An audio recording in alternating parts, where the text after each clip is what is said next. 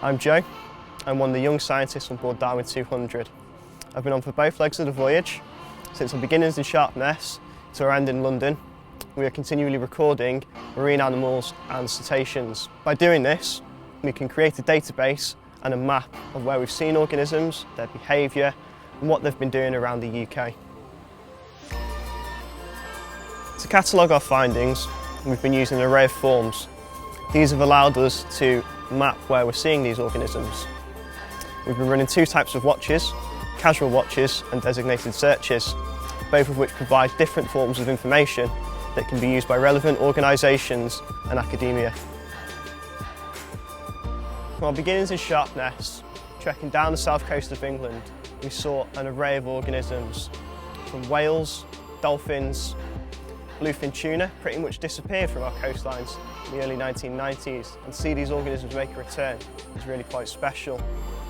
When we headed to the Isles of Scillies, we saw sunfish. One or two is normally quite a good day, but to see aggregations of more than 10 was amazing. The second half of the voyage started in Liverpool. We headed northwards towards Ireland and Scotland, where our cetacean diversity really grew.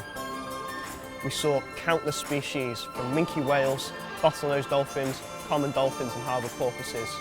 We often saw pods exceeding 20 individuals, which really indicates the health of the Scottish waters.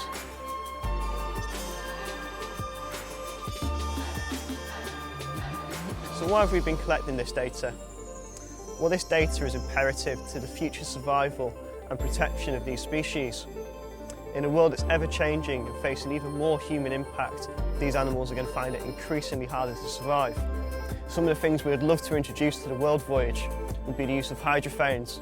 These are underwater microphones that listen out to the noises made by whales and dolphins.